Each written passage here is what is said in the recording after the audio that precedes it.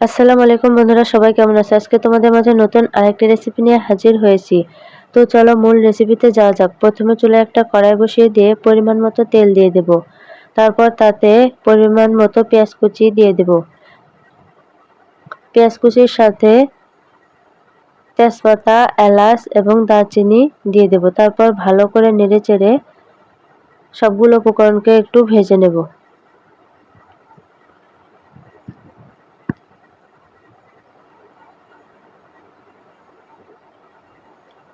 এমন নতুন নতুন রেসিপি পেতে অবশ্যই চ্যানেলটি সাবস্ক্রাইব করে সাথেই থাকুন। সবগুলো উপকরণকে ভালো করে ভেজে নেওয়ার পর তার সাথে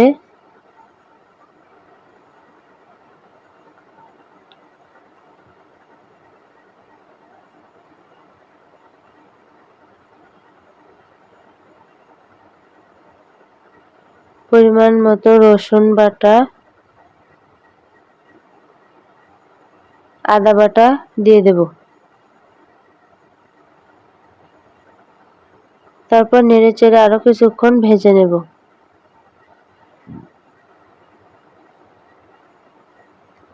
আরো কিছুক্ষণ ভেজে নেওয়ার পর তাতে সামান্য পানি দিয়ে দেব, যাতে গুঁড়া মশলাগুলো দেওয়ার ফলে কড়াই লেগে না যায়। তারপর পরিমাণ মতো মরিচের গুঁড়া, হলুদের গুঁড়া, জিরা গুঁড়া, ধনিয়া গুঁড়া এবং সাথে স্বাদমতো লবণ দিয়ে দেব।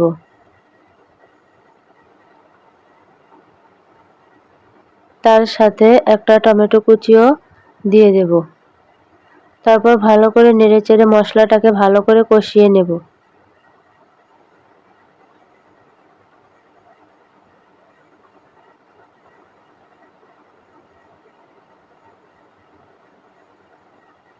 মশলাটা ভালো করে কষিয়ে নেওয়ার পর আগে থেকে পরিষ্কার করে রাখা মুরগির মাংস তাতে দিয়ে দেব।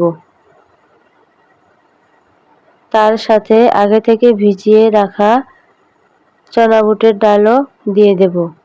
তারপর নেড়ে চেড়ে সবগুলো উপকরণকে ভালো করে মাখিয়ে নেব। সবগুলো উপকরণকে ভালো করে মেখে নেওয়ার পর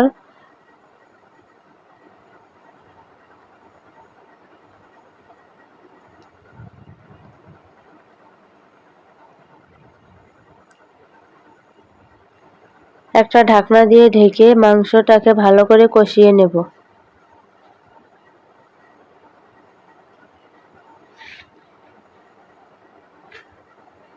তারপর ঢাকনাটা উঠিয়ে ভালো করে নেড়ে চেড়ে মাংসটা আরো কিছুক্ষণ কষিয়ে নেব। তারপর তার সাথে 1 চামচ মুরগির মাংসের মশলা দিয়ে দেব। আবারও নেড়ে চেড়ে সবগুলো উপকরণকে ভালো করে মিশিয়ে নেব।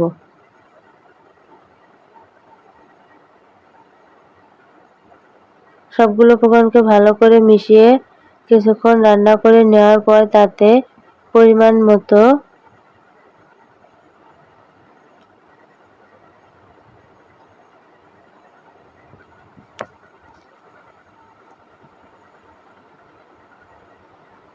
ঝোল দিয়ে দেব।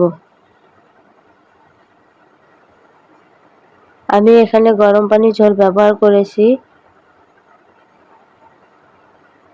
তারপর নেড়েচেড়ে একটা ঢাকনা দিয়ে ঢেকে কিছুক্ষণ রান্না করে নেব। আমার এই রেসিপিটি যদি ভালো লেগে থাকে তাহলে অবশ্যই আপনারা বাসায় ট্রাই করতে পারেন।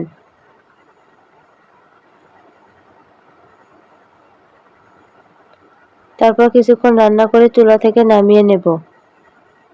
তারপর অন্য একটা হাঁড়িতে পরিমাণ মতো তেল দিয়ে তাতে রসুনের কুচি দিয়ে দেব। রসুন কুচিটাকে একটু লালচে করে ভেজে নেব।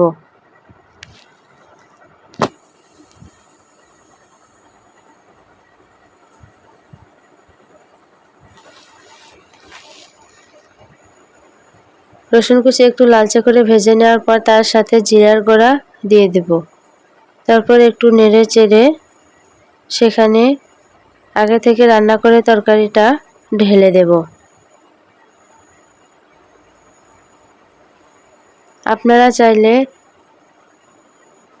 আগে থেকে রান্না করা তরকারি সেই অবস্থায়ও পরিবেশন করে খেতে পারেন।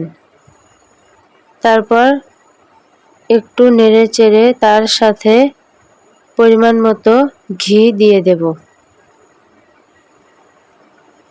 তারপর নেড়ে চেড়ে চুলা থেকে নামিয়ে পরিবেশন করব।